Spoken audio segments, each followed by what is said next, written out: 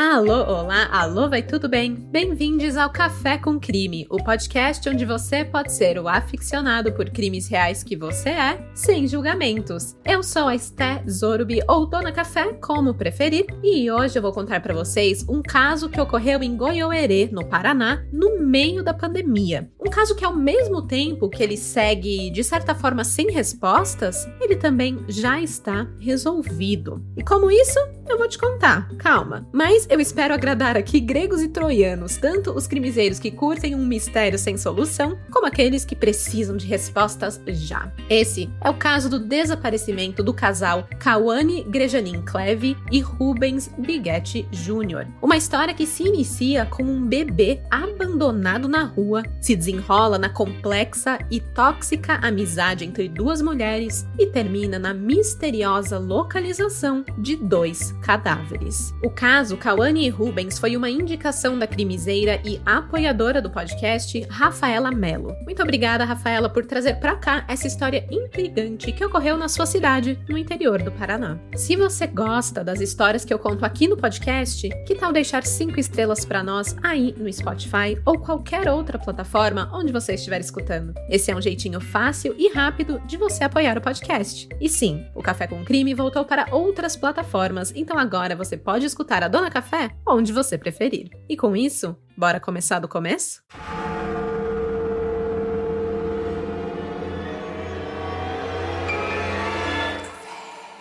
I can say to my new Samsung Galaxy S25 Ultra, hey, find a keto-friendly restaurant nearby and text it to Beth and Steve. And it does, without me lifting a finger. So I can get in more squats anywhere I can. 1, 2, 3. Will that be cash or credit? Credit. 4. Galaxy S25 Ultra, the AI companion that does the heavy lifting so you can do you. Get yours at Samsung.com. Compatible with select apps. Requires Google Gemini account. Results may vary based on input. Check responses for accuracy. Get ready for Netflix's gripping new medical drama, Pulse. Set in a cutting-edge Miami trauma center, third-year resident Dr. Danny Sims is unexpectedly thrust into a promotion when beloved chief resident Dr. Xander Phillips gets suspended. Then, with the emotional and physical stakes at their highest, a storm will push the hospital and its residents to their limits. Witness how life can change in a heartbeat when you're operating under pressure. Watch Pulse April 3rd, only on Netflix.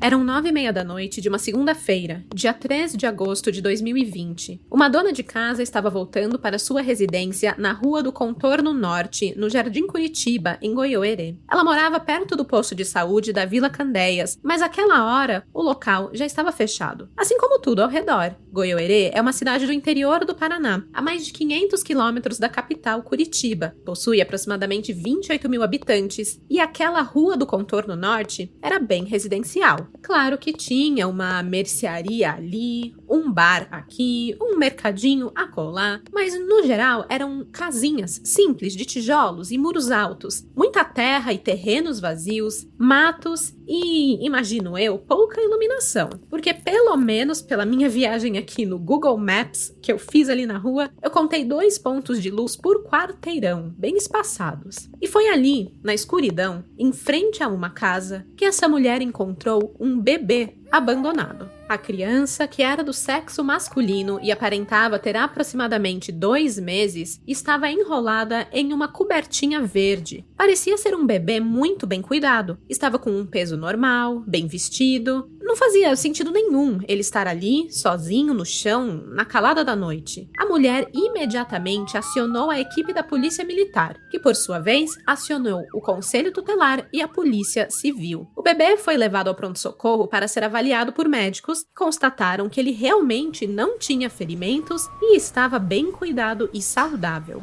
A notícia do bebê abandonado logo correu pela cidade e apareceu nos noticiários naquela mesma noite. A aproximadamente 3 quilômetros de onde o bebê havia sido encontrado, Valdileia Conceição Grejanin, de 44 anos, estava em sua casa assistindo ao jornal, ansiosa, quando ela se deparou com a notícia. Para o seu total pânico e desespero, reconheceu a criança. Era Cauã, seu neto de 4 meses. Instantaneamente, Dona Leia soube que algo muito ruim havia acontecido. A notícia mal terminou de aparecer na televisão e o telefone de Valdileia já começou a tocar, com familiares e conhecidos avisando da notícia e perguntando a ela o que tinha acontecido com Cauane, a sua filha, para abandonar a criança daquele jeito. A verdade é que não tinha motivos para Cauane fazer aquilo. Naquela mesma segunda-feira, Leia tinha ido até a casa da filha e ela estava bem. Ela contou, abre aspas, "Conversamos e ela estava muito feliz. Ela até me deu uma foto do meu neto e disse que era para eu colocar em um porta-retratos e pôr na minha mesa de trabalho. Ela não demonstrou estar preocupada com nada." Fecha aspas. Por isso, ao ver a notícia e receber as ligações, a resposta de Dona Leia foi gritar desesperadamente: "Meu Deus, mataram minha filha." Ela não esperou mais nenhum segundo para largar tudo o que estava fazendo e se dirigir à delegacia para pegar o seu netinho.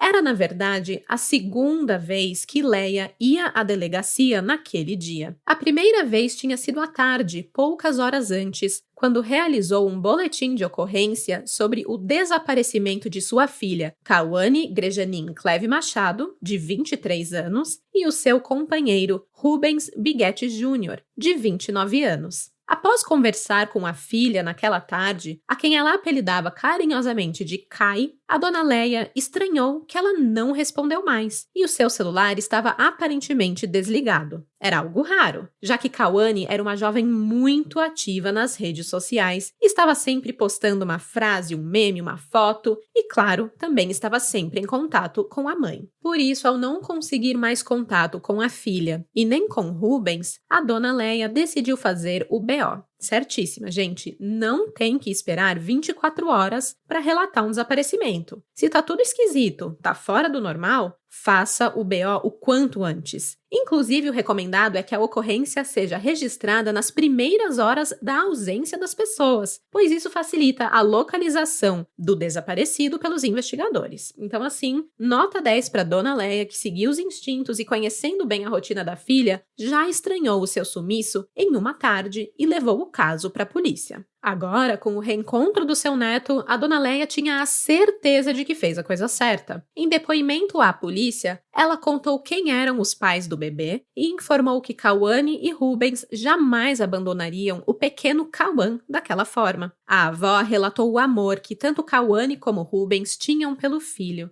Ela ainda pôde acrescentar um relato importante sobre como tinha sido aquele fatídico 3 de agosto. A segunda-feira começou normalmente, como qualquer outra. Cauane havia estado muito ativa nas redes sociais e chegou a postar no Facebook naquela manhã o seguinte: "Pra quem já tá acordado em plena segundona, meu bom dia." A sua cunhada, Alexandra, que era irmã de Rubens, passou pela casa rosa do casal na Avenida Tiradentes durante o dia. Ela viu Rubinho, como carinhosamente o chamava, em frente à casa com o filho Cauã no colo. Ela percebeu que o irmão estava feliz e até acenou de volta para ela quando a viu passar. Tudo normal, a não ser pelo fato de que aquela foi a última vez que a Alexandra viu o irmão. Por volta das 5 da tarde, Cauane ligou para sua irmã Luane e a chamou para acompanhá-la até uma cachoeira no Rio Piquiri. Disse que Rubens e ela haviam marcado um encontro no local, sem citar com quem ou para quê, mas que seria coisa rápida, que levariam o bebê e permaneceriam no carro. Apenas o esposo desceria por alguns instantes. Apesar do Rio Piquiri não ser muito longe, era coisa de 30 minutos de carro, Luane achou que estava tarde e recusou o convite da irmã mais velha. O casal e o bebê seguiram para o seu destino e nunca mais deram notícias para a família.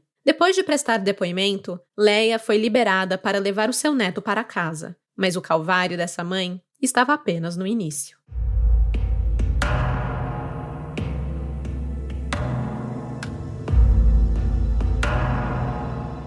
Ainda na noite de 3 de agosto de 2020, a mãe de Cauane e seu padrasto, conhecido como Ney, iniciaram uma busca sem fim pelo paradeiro da filha e do genro. Dona Leia deixou o pequeno Cauã sob o cuidado da família e passou as próximas 24 horas rodando a cidade, passando por diversos locais, tentando encontrar Kai. Para o seu desespero, não encontraram nenhuma pista. E assim, a avó de 44 anos se viu obrigada a retornar para casa e aguardar notícias das autoridades. Já na manhã do dia 4 de agosto, a polícia localizou o carro de Kawane Rubens. Era um Honda Civic. O veículo foi encontrado totalmente queimado na zona rural do município de Moreira Salles, distante cerca de 30 quilômetros de Goiôerê. As únicas coisas encontradas dentro do carro foram uma garrafa de água e uma mamadeira. O carro foi submetido à perícia, mas nenhum vestígio de Kawane ou Rubens foi encontrado.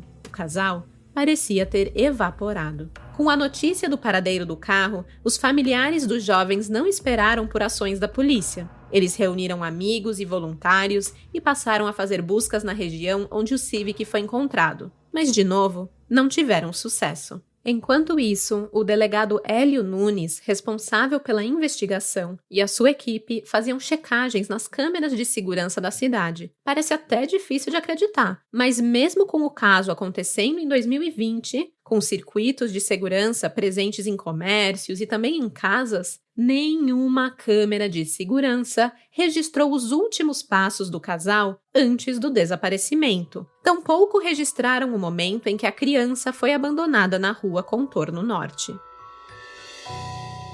Até passou pela cabeça dos investigadores que talvez o caso se tratasse de um sequestro, mas a teoria foi perdendo forças, já que o tempo foi passando e nenhum contato foi feito para solicitar resgate, dinheiro, enfim. As contas bancárias das vítimas também não foram movimentadas e não fazia sentido os sequestradores terem deixado o bebê daquela forma. E mais, os celulares de ambos estavam desligados, ou seja, os supostos sequestradores não estavam interessados em fazer nenhum tipo de contato. À medida que colheram depoimentos de familiares e amigos das vítimas, foi ganhando força a hipótese de que o crime aconteceu por vingança. Ao que tudo indicava, Kawane e Rubens estavam recebendo ameaças há algum tempo. Apesar de ainda manterem certa esperança de os encontrar com vida, se essa hipótese estivesse certa, as chances eram mínimas. A polícia intensificou as buscas na área de uma pedreira da região e um grupo de motoqueiros se reuniu para procurar alguma pista no local onde o carro foi abandonado.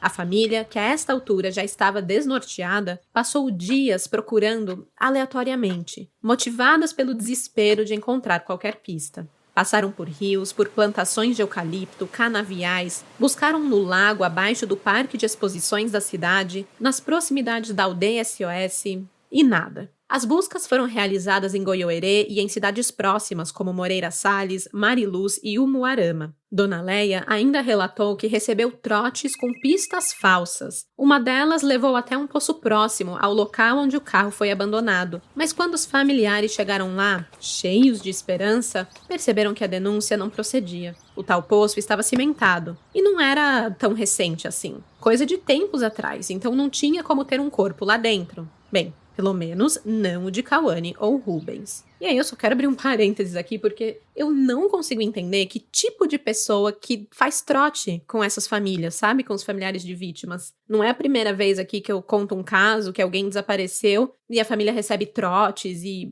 Ai, sério, é a coisa mais absurda e ridícula e... Enfim, tenho ódio. Tenho ódio dessas pessoas.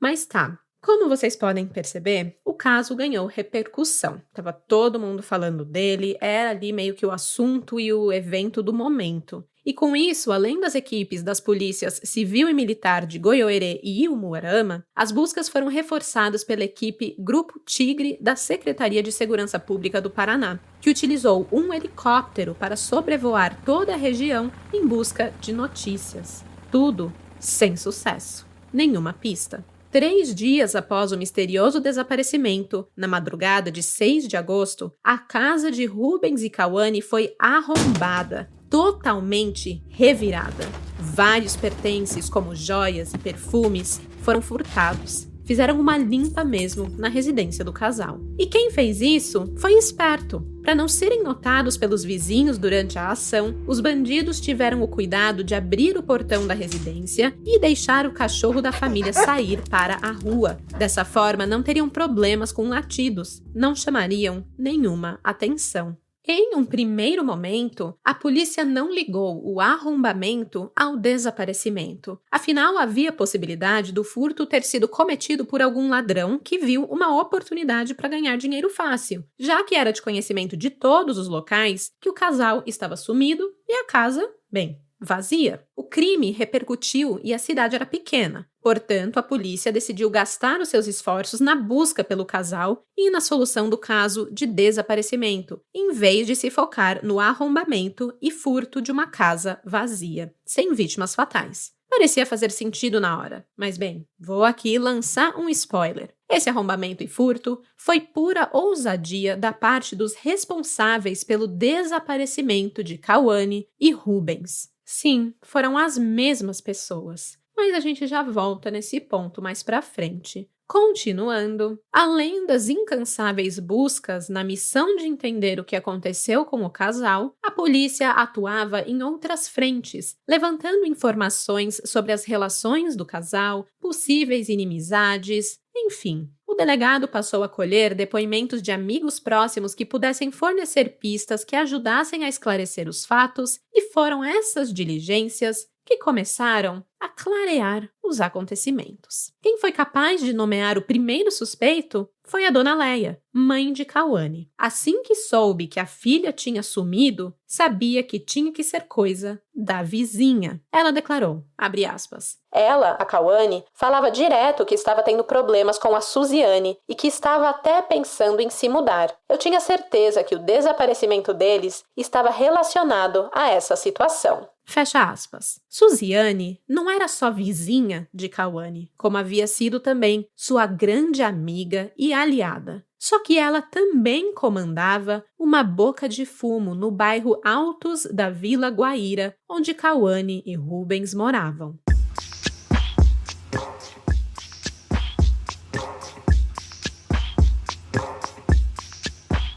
As vidas de Cauane Grejanin Cleve e Rubens Biguete Jr. se cruzaram em 2017. A beleza da jovem chamou a atenção do vendedor de carros e os dois engataram em um relacionamento que evoluiu rapidamente. Não demorou até que fossem morar juntos em uma casa no Jardim Colina Verde, perto da casa da dona Leia. Mas a vida tranquila daquele bairro não fazia a cabeça de Cauane. A moça gostava de lugares mais agitados e, por esse motivo, decidiu se mudar para uma residência na Avenida Tiradentes, 1525, nos Altos da Vila Guaíra, a uns 2 ou 3 quilômetros da casa de sua mãe. Era uma casa simples, de muro alto, cor de rosa, uma cor que ela adorava. Tinha uma arquitetura típica de casa de vó, sabe? Com cara de aconchego. Era perfeita para abrigar a família que começava a se formar. Apesar de dispensarem a cerimônia religiosa e a papelada para oficializar a união, Cauane e Rubens se consideravam casados. De acordo com a mãe de Cauane, o casal vivia bem e em harmonia, mesmo que na ficha criminal de Rubens conste uma anotação de agressão física contra a esposa.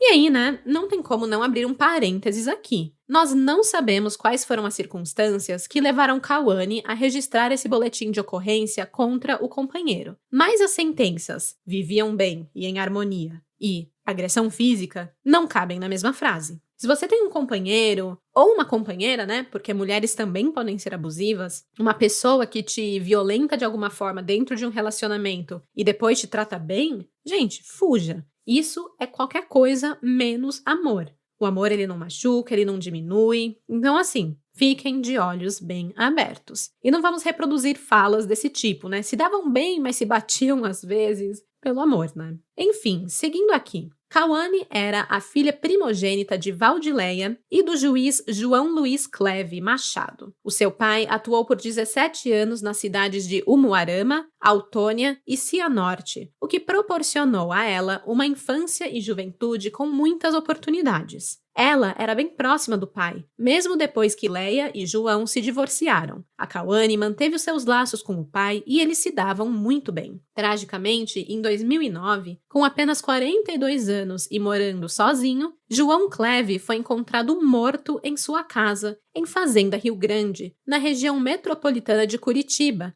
comarca onde ele atuava na época. As investigações concluíram que o juiz caiu da escada, bateu a cabeça e não resistiu aos ferimentos. Como ele vivia sozinho, não foi encontrado a tempo de ser socorrido e acabou vítima fatal de um acidente doméstico. E aí, abrindo um outro parênteses. Desculpa, esse episódio vai ter muitos parênteses. Mas eu juro que, assim, eu morro de medo disso acontecer, sabia? De morar sozinha, sofrer um acidente assim, escorregar no banho. Ou até engasgar durante o almoço. Sei lá, e aí já era. Ninguém vai te encontrar, vai demorar. E eu sou paranoica, aparentemente. Mas, assim, é algo... Realmente, é trágico demais, né? É muito trágico. E João era novo, poxa, 42 anos. Tava com a vida feita, tava, né? Enfim, e acabou assim. A Cauane, nessa época, ela tinha 12 anos. E ela ficou arrasada. Passou por um luto muito grande, mas sorte dela de ter uma família bastante unida. Estavam lá para a apoiar nesse momento. Bem... Como o João era juiz, depois que ele faleceu, Cauane e suas irmãs passaram a receber uma pensão generosa que rendia a ela uma vida estável. Depois que ela fez 18 anos e tinha o direito de usar o dinheiro para o que bem entendesse, ela passou a ter um estilo de vida regado a roupas de grife, bons perfumes e produtos de beleza, carros do ano e as diversas tatuagens que ela ostentava pelo corpo. A Cauane gostava de viver bem. Gostava de consumir produtos de qualidade e com conforto, mas, mesmo assim, ela optou por morar em uma casa simples na periferia e se relacionar com um cara sem grande poder aquisitivo. Ela estava com Rubens por amor. O casal estava loucamente apaixonado e tinham muitos planos de vida pela frente. Eles queriam comprar um caminhão com cama e sumir no mundo, trabalhando e ganhando dinheiro na estrada. Rubens idolatrava a companheira e faria qualquer coisa por ela. Ele se sentia o cara mais sortudo do mundo por ter sido escolhido para ela, para compartilhar a vida. Afinal, a Cauane era bastante cobiçada. Uma mulher jovem, bonita, bem arrumada, com dinheiro. Parecia até muita areia para o seu caminhãozinho. O Rubens Bighetti era autônomo. Sua renda vinha de compra e venda de carros usados. E antes de conhecer a companheira, já havia trabalhado como motorista de máquinas pesadas. De acordo com a irmã Alexandra Bighetti, o Rubens era um filho bastante dedicado ao pai, que vivia com sequelas de um acidente vascular cerebral. Rubens desempenhava as funções de um cuidador e ajudava com banho, manejo, troca de roupas e alimentação. Ele era um cara bem família, era avesso ao álcool, tomava apenas refrigerante e, enfim, era realmente um cara muito família. Só que ele já tinha passado por diversos perrengues na vida e não tinha uma ficha exatamente limpa. Por exemplo, em 2012, Rubens trabalhou em uma usina de açúcar e álcool de Goiôerê, onde ele ficou até o ano de 2015. Foi nesse ano que ele foi acusado de roubo em uma propriedade rural do município. Ele chegou a ser acusado e preso pelo crime, mas foi absolvido mais tarde pela justiça quando conseguiu provar que estava em outro lugar no momento em que o crime aconteceu. Ele caiu no azar de ter emprestado um carro alugado em seu nome para um amigo, e esse amigo acabou utilizando o veículo para o assalto. Baita amigo, né? A Cauane também tinha passado por uma situação meio parecida. Ela também tinha passagens pela polícia. Em 2019, foi detida por posse e porte ilegal de arma, uma pistola 9mm de uso restrito, e, por esse delito, ela passou a circular pela cidade com uma tornozeleira eletrônica. É isso mesmo, pode imaginar aí. Uma madame, toda bonita, usando roupas de grife, tirando fotos da tornozeleira ao lado da piscina, sabe? Era a Cauane. Na época, a Cauane já era casada com Rubens, mas de acordo com a mãe, ela pegou carona com um amigo que era o verdadeiro dono da pistola, mas decidiu assumir a bronca em seu lugar. Se Cauane é inocente ou não desse crime, eu não sei. Mas, diferente de Rubens, ela não foi absolvida pela justiça. E esse também não era o único crime que constava na sua ficha. A Cauane já tinha passado pela polícia por agressão e também chegou a responder por desobediência e resistência a um mandado judicial. Então, quando você vê que Rubens acumulava alguns problemas, além do BO de agressão contra a própria companheira, e que Cauane tinha esse jeitão agressivo, dá para entender que o casal não era muito bem falado naquela pequena cidade do interior, né?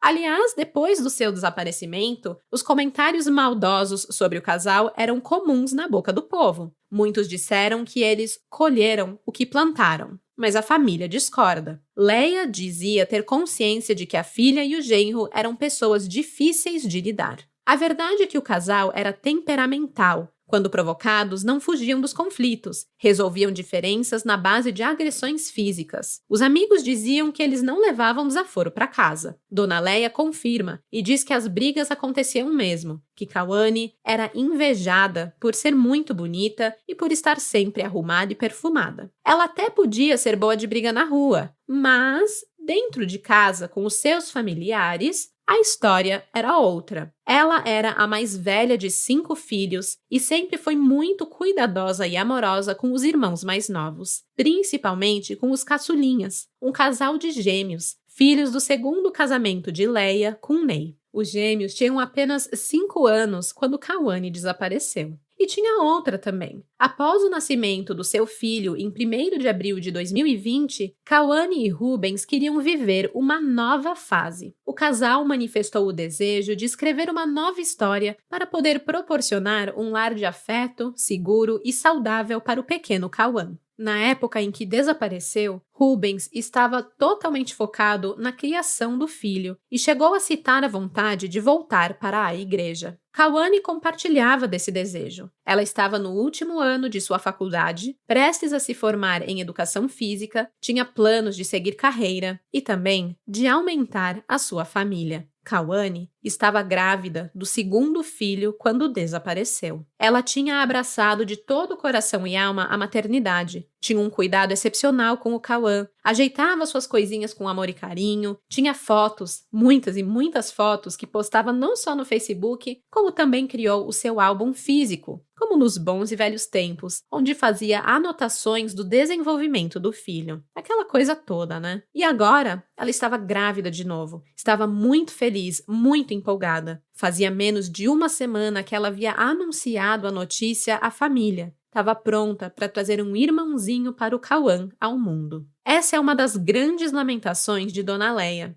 Ela afirmou, abre aspas, "Quantas coisas minha filha perdeu o direito de viver. Eles mereciam ter tido a chance de ter uma nova vida e de criarem os filhos que tanto amavam." Fecha aspas. Bem, a personalidade e o jeitão de Kawane atraiu muito a atenção dos vizinhos logo ela se mudou para a Avenida Tiradentes, na Vila Guaíra, em Goiôerê. Seus vizinhos da frente, ocupando a casa de número 1554, eram o casal Suziane dos Santos, de 23 anos, e Jonathan Cavalcante dos Santos, mais conhecido como Dionim. A amizade entre Kawane e Suziane foi tipo depoimento de Orkut. Mal se conheceram, mas já se consideravam pacas. As duas tinham muito em comum. Eram casadas, eram jovens, bonitas, estavam na mesma vibe de querer um agito, passaram a curtir a vida juntas, faziam aqueles rolês de casal, era festa, resenha em casa, confidências, uma relação de muita cumplicidade e proximidade. Quando Kawane ficou grávida, então, foi a maior festa. A Suziane era mãe de 3 filhos, todos menores de 12 anos, sendo que um deles tinha apenas 1 aninho de idade. Kai e Suzy sonhavam com os filhos brincando no quintal, sendo melhores amigos na vida, mas a sua amizade ia muito além dos filhos, da maternidade. Ambas gostavam de uma festa, gostavam de se vestir bem, e foi pela moda e pelo estilo de Kai que as duas passaram a se desentender. Graças à condição financeira de Kawane, ela comprava roupas de grife e percebeu que a vizinha passou a buscar por peças parecidas nas mesmas lojas que ela frequentava, apesar de Suzy não ter o mesmo poder aquisitivo que ela. Isso já começou a incomodar um pouco. A Kawane passou a sentir que era invejada, que a amiga queria ser como ela, se vestir como ela, ter a vida dela. A gota d'água para a relação de amizade chegou ao fim com uma fofoca. Suziane teria confidenciado a uma outra pessoa do convívio das duas que desejava ter um relacionamento extraconjugal com Rubens. Quando a informação chegou aos ouvidos de Kawane, o tempo fechou e a relação de amizade chegou definitivamente ao fim no final de 2019. E lembram que Kai não era de levar desaforo para casa, né? Pois bem, ela era bem vocal sobre esse desentendimento, que a Suzy era uma baita de uma talarica, uma invejosa, parari pororó, e ela falava pra todo mundo, assim, pra vizinhança inteira, pra mãe, pras outras amigas, e essas desavenças cresceram, e além das trocas de farpas quando elas se cruzavam pela Avenida Tiradentes, pois lembrem que elas moravam uma de frente pra outra, né, então era gritaria o tempo inteiro, as duas também passaram a se provocar nas redes sociais, né, dando as famosas indiretas. Pelos posts de Kawane, era óbvio que a amizade entre as duas havia acabado, já que ela passou a postar diversos memes e frases alfinetando amigas tóxicas e invejosas. Eu vou ler aqui um desses posts. Abre aspas. Tem umas emocionadas aí que vê a mulher casada e quer ter a vida dela. Acha que pegando o marido vai conseguir. Amiga, não se ilude não. Vai eu não ir atrás das minhas coisas. A única coisa que meu marido tem no nome é a certidão de nascimento do meu filho. Coitada. Fecha aspas. Enquanto o relacionamento de amizade com Suziane desmoronava, em casa tudo ia bem. Em abril de 2020, no auge da pandemia, Kawane deu à luz ao seu filho Kawan. Era a família crescendo e a chegada do bebê uniu ainda mais o casal, que passou a se dedicar integralmente à criança. Os parentes chegaram até a apelidar Rubens de babá, tamanha era sua dedicação ao filho. Por mais que Kawane quisesse começar uma vida nova, deixar o seu passado briguento e agressivo para trás, para poder focar no filho e na família, parecia que as tretas e o drama seguiam atrás dela. E o pior deles aconteceu no dia 9 de julho de 2020. Nesse dia, a polícia bateu a porta da casa da frente, na Avenida Tiradentes 1554. Quando sua ex-amiga Suziane abriu a porta, ela precisou ver o marido Jonathan, o Jonin, ser preso, em flagrante, por posse de armas e drogas. E claro, o seu olhar, com a porta aberta, se focou apenas em uma coisa que estava do outro lado da rua, na Casa Rosa de Kawane. A partir desse dia, o que era apenas uma picuinha entre duas mulheres adultas ganhou novas proporções. Suziane passou a acusar a agora inimiga de denunciar o Jonin às autoridades, pois Kawane sabia que na casa dos dois funcionava uma boca de fumo, que o sustento daquela residência, onde morava Suziane, Jonathan e os seus 3 filhos pequenos, vinha do tráfico de drogas. Suziane encontrou na briga mesquinha que tinha com Kai a justificativa que precisava para entender os motivos pelo qual a polícia decidiu bater em sua porta e prender o seu companheiro. Alguém dedurou.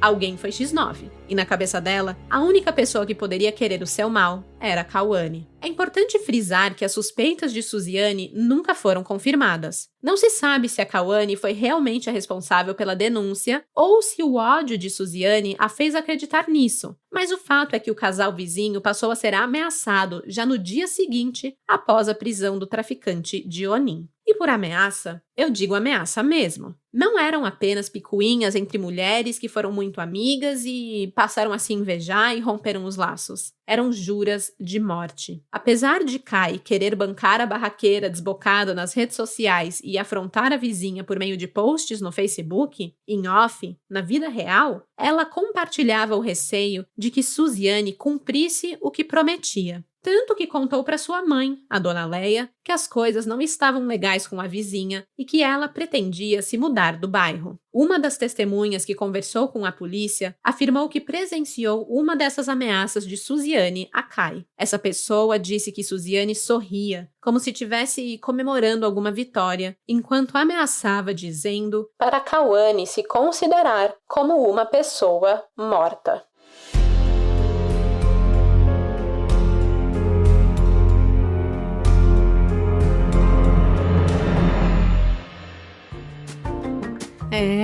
É tenso. Ainda tem muita história pela frente, mas respire fundo, tome um gole do seu café e escute esse recadinho.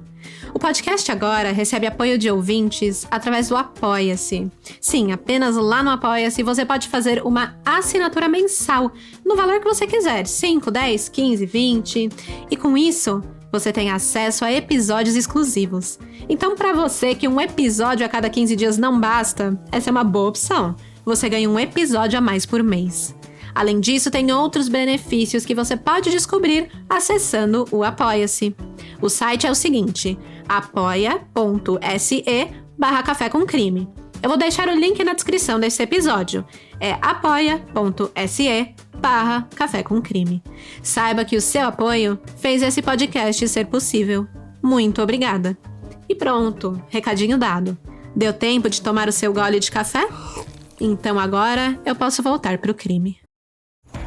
This episode is brought to you by Honda. Introducing the all-new, all-terrain Honda Passport Trail Sport, the most off-road capable Honda Passport Honda has ever dreamt up. The Passport features increased ground clearance, roof rails on all trims, and available specially developed all-terrain tires. And you'll stay comfortable with tri-zone climate control and available features like heated and ventilated front seats and a panoramic moonroof. Learn more at honda.com/passport. The #1 selling product of its kind with over 20 years of research and innovation. Botox Cosmetic, out of botulinum toxin A, is a prescription medicine used to temporarily make moderate to severe frown lines, crow's feet, and forehead lines look better in adults. Effects of Botox Cosmetic may spread hours to weeks after injection, causing serious symptoms. Alert your doctor right away as difficulty swallowing, speaking, breathing, eye problems, or muscle weakness may be a sign of a life-threatening condition. Patients with these conditions before injection are at highest risk. Don't receive Botox Cosmetic if you have a skin infection. Side effects may include allergic reactions, injection site pain, headache, eyebrow and eyelid drooping, and eyelid swelling. Allergic reactions can include rash, welts, asthma symptoms, and dizziness. Tell your doctor about medical history, muscle or nerve conditions including ALS or Lou Gehrig's disease, myasthenia gravis, or Lambert-Eaton syndrome and medications, including botulinum toxins, as these may increase the risk of serious side effects. For full safety information, visit BotoxCosmetic.com or call 877-351-0300. See for yourself at BotoxCosmetic.com.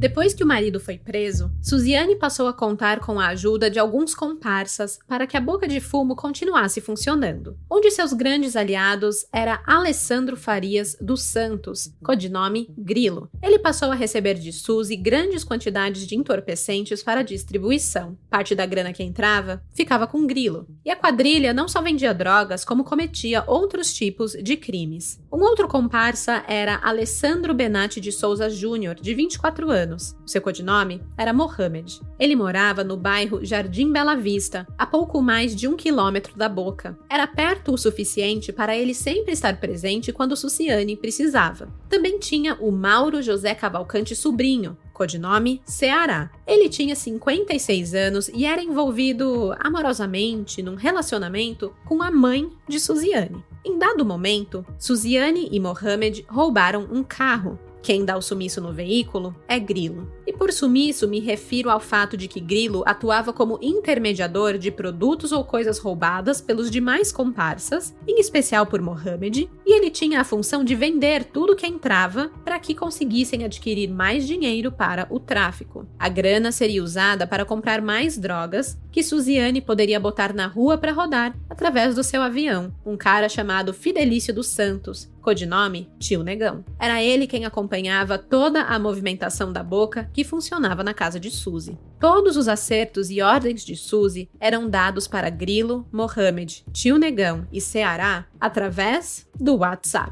Pois é, burrice. As mensagens mostravam Suzy organizando e ordenando tudo, atuando como uma verdadeira engrenagem criminosa. E aí vocês já devem estar suspeitando onde eu vou chegar, né? Sim, naquele arrombamento e furto que aconteceu na casa de Cauane e Rubens 3 dias após o desaparecimento do casal. Pois de lá sumiram joias e perfumes e afins, itens que geraram dinheiro para Suziane e sua tropa comprarem mais drogas e poder lucrar em cima do roubo. E como sabemos que foram eles? Bem, no dia 16 de setembro de 2020, ou seja, pouco mais de um mês após o desaparecimento do casal, a polícia prendeu 3 pessoas suspeitas de terem cometido o roubo e arrombamento na casa de Cauane Rubens. Um deles era um cara chamado James Ademir Pereira, que confessou ter roubado os objetos da casa das vítimas ao lado da companheira Suelen. Mas ele jurou que eles não tinham nada a ver com o envolvimento no desaparecimento do casal. Na casa de James, os policiais encontraram joias, aparelhos eletrônicos e outros objetos de Kai e Rubinho. Tá, mas vamos lá, né? Quem é esse James? Bem, ele era vizinho de fundo da casa de Kawane. Um vizinho que disse que a outra vizinha, a Suziane, também participou desse crime. Foi então que as investigações começaram a já caminhar para um fim. Naquele momento, tudo apontava para a seguinte dinâmica. Quando Jonathan foi preso, Suziane ficou responsável pela administração do ponto de drogas, com a ajuda de Grilo, Mohamed e Ceará. Mas além de administrar os negócios da família, entre aspas, Suziane passou a planejar a execução do casal vizinho. Isso ficou comprovado pelas conversas resgatadas do celular da Suzy, mostrando diálogos entre ela, Mohamed e Ceará que comprovaram a intenção dela, além também de mostrar que ela era uma baita articuladora de crimes. Em uma mensagem enviada para Ceará, Suziane o intima. Eu preciso que você tome alguma providência, véi. Aqui não está dando certo, não. O traficante responde dizendo que mandará um menino conversar com Rubens e acalma a mandante, dizendo que ela não está sozinha nisso, que eles vão resolver.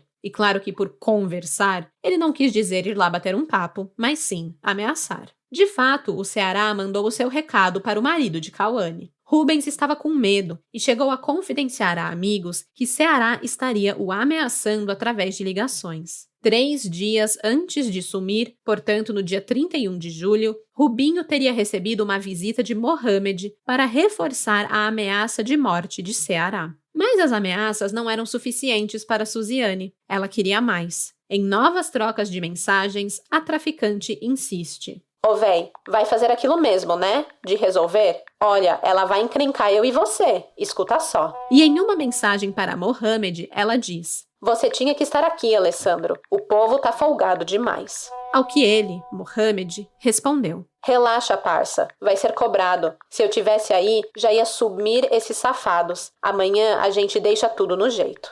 Incrivelmente, Suziane apressa mais ainda o comparsa, escrevendo: Você não está ligado o veneno que eu tô. Só não paguei hoje pra alguém porque eu não achei ninguém. Fica claro pelas mensagens que Suziane manipulou seus parceiros tocando o terror, dizendo que eles seriam os próximos a ir para a cadeia, pois Kawane iria denunciar todos eles. Que eles precisavam agir rápido, que dedo duro tinha que pagar com a vida. Precisavam impor respeito, senão o que seria da boca deles? Ia tudo por água abaixo. E com esse discurso, que eu não consigo entender até que ponto Suziane realmente acreditava, ou se só estava usando de desculpa para matar Kawane, a mulher foi capaz de trazer à tona a fúria de seus parceiros. Mohamed escreveu de volta a ela: Desses daí, eu vou beber o sangue com gosto. X9, safados. Depois de receber diversas ameaças e se sentindo pressionado a proteger Kawane e o pequeno Kawan, Rubens entrou em contato com o advogado Alessandro Farias para comprar uma arma e defender a família de possíveis ataques. Mas o que ele não sabia é que o doutor Alessandro era, na verdade, Grilo, e estava trabalhando para a quadrilha de traficantes. A negociação entre os dois era, na verdade, uma emboscada. Esse teria sido o encontro na cachoeira do Rio Piquiri, a qual Kawane convidou a irmã Luane para ir no dia em que desapareceu. Buscavam proteção, encontraram a morte. Ao chegar no local combinado, Rubinho saiu do carro para se encontrar com Grilo, enquanto Kai continuou no carro com o bebê. Entretanto, Grilo não estava sozinho. O Ceará estava lá, e foi ele o responsável por tirar a vida de Rubens ao disparar 2 vezes contra o homem. Mohamed ficou encarregado de levar Suziane até a emboscada, pois ela queria ver de perto a execução de sua rival. Tomada pelo ódio, não aguentou ficar só olhando. Tomou a arma e disparou 3 vezes contra o rosto de Kawane, a matando na hora. O bebê Kawan havia sido retirado do colo de sua mãe por uma outra mulher, Tatiana Aparecida da Silva. Ela ficou encarregada de cuidar do bebê enquanto os pais eram executados. E mais tarde, foi Tatiana quem deixou a criança no chão em frente à UBS, na rua do Contorno Norte, quando estava a caminho de sua própria casa. Após os assassinatos, Mohamed e um comparsa de Ceará, chamado Lucas Vinícius Pimenta, ou Luquinhas, ficaram encarregados de desovar os corpos das vítimas. Grilo teria vendido a arma do crime. Foi seguindo essa linha investigativa que a polícia apontou o envolvimento de 9 pessoas na ação criminosa que ceifou a vida de Cauane e Rubens. A essa altura, o delegado Hélio Nunes havia se retirado do caso e Adailton Ribeiro Júnior havia assumido e conseguiu montar o quebra-cabeças da quadrilha. Suziane dos Santos foi presa no dia 12 de agosto por tráfico de drogas. A sua ligação com o crime logo foi descoberta e ela foi encaminhada para a cadeia pública de Goiôeré.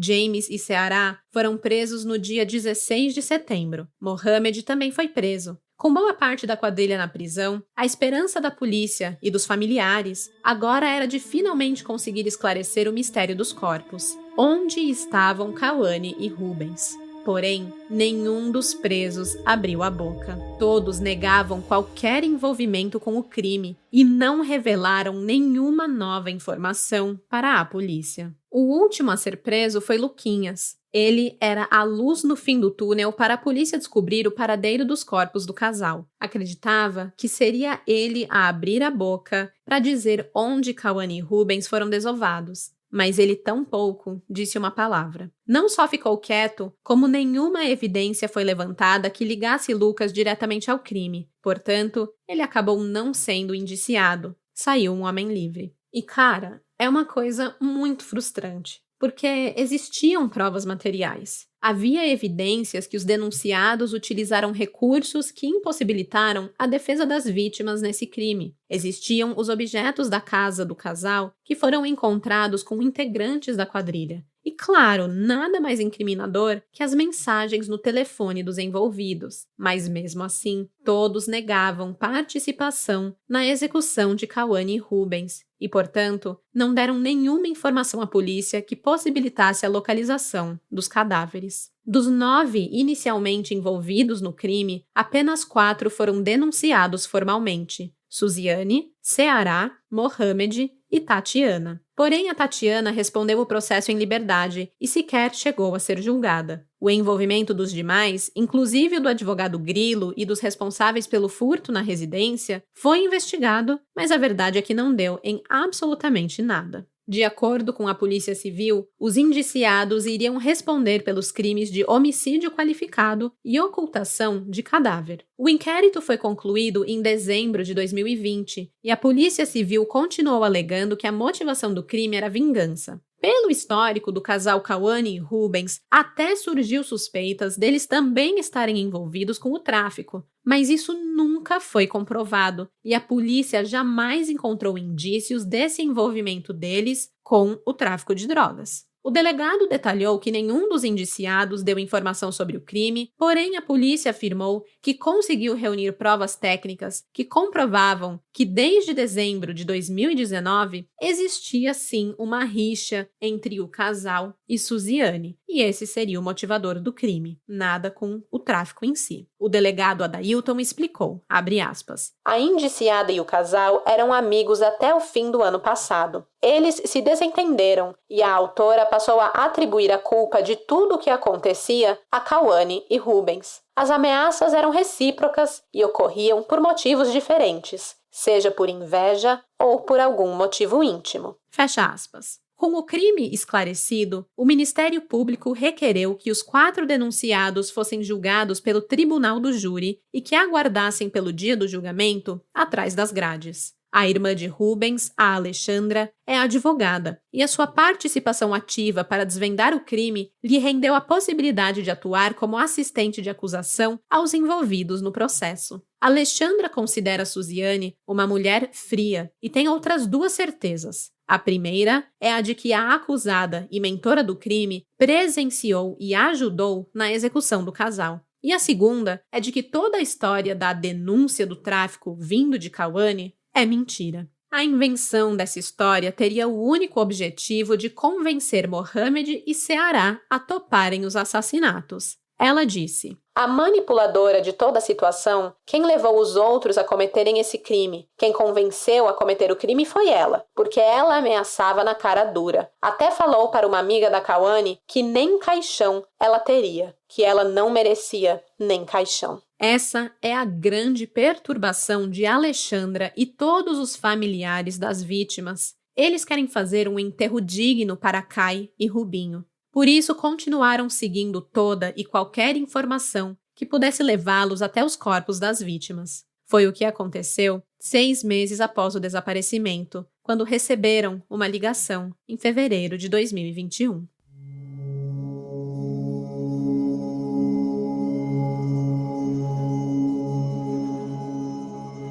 Após a prisão dos acusados e o seu frustrante silêncio, os familiares de Kai e Rubinho continuavam apelando para a população para dar qualquer informação, mesmo que no anonimato, sobre a localização dos corpos. Dona Leia, mãe de Cauane, fez posts e súplicas tocantes no Facebook. 6 meses após o desaparecimento, em fevereiro de 2021, uma denúncia anônima levou a polícia a realizar buscas pelos corpos do casal nos fundos de uma residência na cidade de Umuarama. Policiais civis e militares, com apoio do Corpo de Bombeiros, realizaram escavações com uma mini pá carregadeira da prefeitura num terreno localizado no bairro Jardim Arco-Íris. No local, foram encontradas apenas uma bermuda vermelha e uma cueca verde, que foram encaminhadas para reconhecimento. Mas a esperança da família em localizar o casal e dar-lhes uma despedida digna logo deu lugar à angústia. Os familiares descartaram a possibilidade daquelas roupas pertencerem a Rubinho. A única pista concreta que havia chegado ao conhecimento da polícia e da família sobre o paradeiro dos corpos era falsa, e as buscas voltavam, novamente,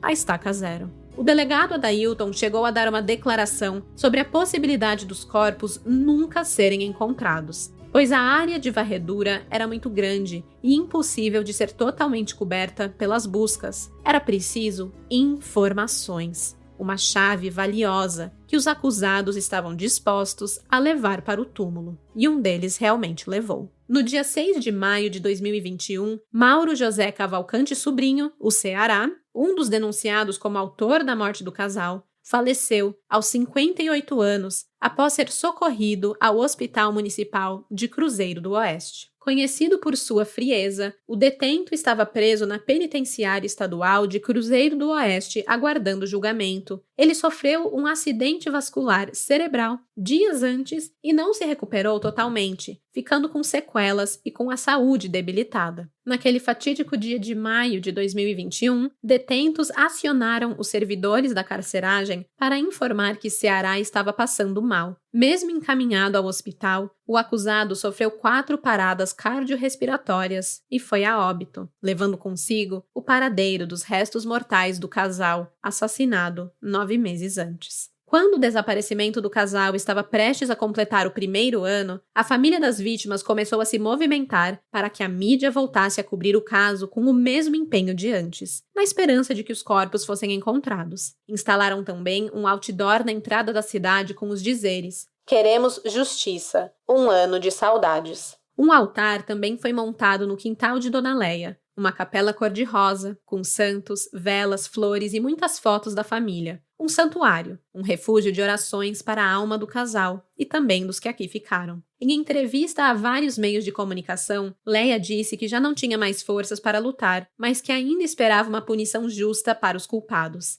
Relatou ainda que sofria ameaças. Disse que deixou de trabalhar com medo de sair de casa. A sua vida virou um inferno. Ela disse, abre aspas, "Muitas ameaças. Uma dizendo que ia queimar minha filha, queimar meus menininhos. Não sei por que essas ameaças. Já me mataram. Estou de pé para ajudar meus filhos, mas por dentro estou morta." Fecha aspas. Um dos depoimentos mais marcantes vindos da mãe de Cauane trata sobre a execução do casal e a forma como ela acredita que aconteceu. E eu acho importante frisar que mesmo em casos onde os corpos são encontrados e periciados pelos legistas, é muito difícil saber o que aconteceu na cena do crime com 100% de certeza. Os profissionais juntam peças com os indícios e com o resultado dos exames realizados nos cadáveres e determinam uma dinâmica para o crime. E quando os réus confessam e colaboram com informações e participam das reconstituições, essas dinâmicas podem ser mais próximas da realidade. Mas também há casos que as informações vêm única e exclusivamente do trabalho da perícia e dos legistas. E nesse caso,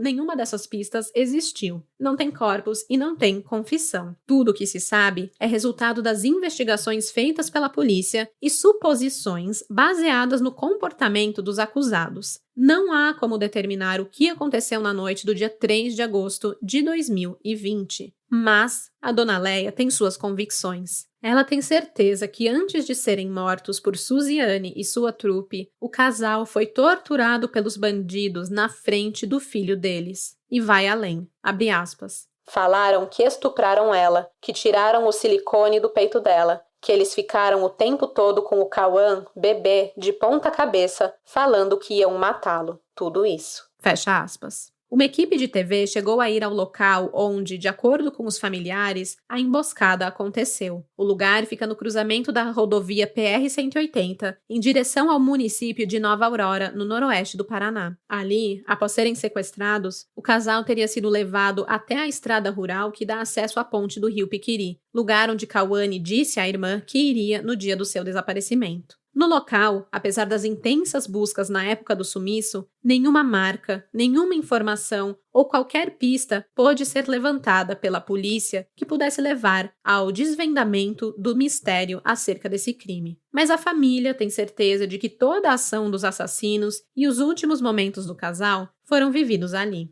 Apesar da nova divulgação na mídia, nada aconteceu. Nenhuma novidade, nenhum sinal dos corpos de Cauane e Rubens. Quando o desaparecimento do casal completou 2 anos, a justiça divulgou a data do julgamento de Suziane e Mohamed, os únicos réus denunciados pelo Ministério Público do Paraná. Com o falecimento de Ceará, o seu nome foi excluído do processo. Aguardado pela população da cidade e pela família das vítimas com muita expectativa, o julgamento foi marcado para o dia 16 de setembro de 2022, no Tribunal do Júri da comarca de Goiôerê. Como os corpos nunca foram encontrados, além do duplo homicídio qualificado, a dupla de réus também foi denunciada pelo crime de ocultação de cadáver. A tática adotada pela defesa foi a de tentar desqualificar as vítimas. Os advogados apresentaram os antecedentes criminais de Cauane e Rubens para a apreciação dos jurados. Afinal, um casal com várias passagens pela polícia não poderia ser coisa boa, né? Era isso que eles queriam instigar no pensamento dos jurados. Além disso, reforçaram a tese de que Cauane e Rubens nutriam inimizades inúmeras pela cidade. Muitas pessoas se consideravam inimigas do casal e tinham motivos que justificassem uma execução. A defesa garantiu também que Suziane e Mohamed eram inocentes e que estavam presos injustamente, frisando sempre que não havia nos autos nenhuma prova que incriminasse os seus clientes. Ao ter o seu depoimento tomado durante o julgamento, Suziane se negou a responder qualquer pergunta do juiz, do Ministério Público e dos assistentes de acusação. Optou por responder apenas às perguntas de suas advogadas, Aline Correia e M. Fernanda Canevale, sempre reafirmando, claro, a sua inocência e que não havia motivos para matar a vizinha. Alessandro Benatti, o Mohamed, adotou uma tática parecida. Ele negou participação no crime e não respondeu perguntas feitas pelos representantes do Ministério Público e dos assistentes de acusação, mas respondeu ao juiz e seus advogados de defesa, Razan Azara e Vitor Humberto Santos Seturri. E nessas oportunidades, ele afirmou não obter vantagem alguma com a morte do casal e que não haveria motivos para ele fazer mal a qualquer um dos dois. Mas não colou. Após 15 horas de um julgamento que varou pela madrugada do dia 17 de setembro, um dos mais longos da história de Goiôerê, os jurados entenderam que Suziane foi, sim, a responsável intelectual do crime e que convenceu Mohamed a executar Cauane e Rubens na zona rural da cidade. O juiz Christian Pagliarini Martins leu a sentença, condenando ambos a mais de 38 anos de prisão em regime fechado. Os advogados de defesa recorreram da decisão e impetraram uma apelação para a anulação das sentenças condenatórias aplicadas pelo tribunal. Alegaram diversas irregularidades no julgamento, como a inexistência de corpos e cerceamento da defesa pela promotoria. Até o momento, o júri não foi anulado e não há data definida para novo julgamento. Suziane e Mohamed permanecem atrás das grades, cumprindo suas penas. Apesar da condenação, o sofrimento da mãe de Cauane não tem fim. Para ela, o caso não vai se fechar até os corpos serem encontrados. Ela disse, abre aspas, nada traz minha filha de volta. Agora espero que eles me entreguem os corpos. Quero poder dar um enterro digno para os dois. Só vou descansar quando encontrar minha filha. Vou fazer um túmulo lindo, todo rosa. Ela sempre dizia que amava a nossa casa cor-de-rosa, porque parecia a casa da Barbie. Cauã está sendo criado pela avó Leia e pelo avô postiço Ney. Ele cresce ao lado dos irmãos gêmeos caçulas de Cauane, que são apenas 5 anos mais velhos que ele. São criados como irmãos, apesar de serem, na verdade, tios e sobrinhos.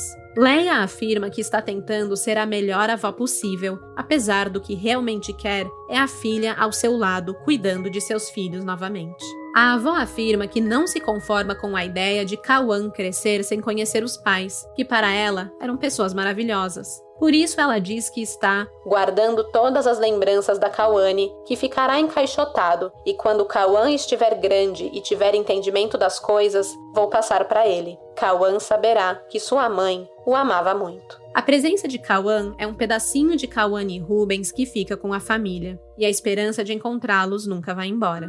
Leia e Alexandra compartilharam no dia 2 de novembro desse ano um post com a foto de Cauane, Rubens e Cauã, com a seguinte frase: mais um dia de finados sem túmulo, e a pergunta que jamais vai se calar: onde está vocês? Nem a condenação e os apelos de uma família desesperada foram capazes de fazer a dupla confessar a localização dos corpos de Cauane e Rubens. 3 anos após o crime, o mistério prossegue, enquanto Suziane e Mohamed, os únicos que podem acalmar o coração dessa família e proporcionar um ritual de despedida digno para todos, se negam a colaborar. Ao que tudo indica, pretendem levar esse segredo para o túmulo, assim como o Ceará o fez.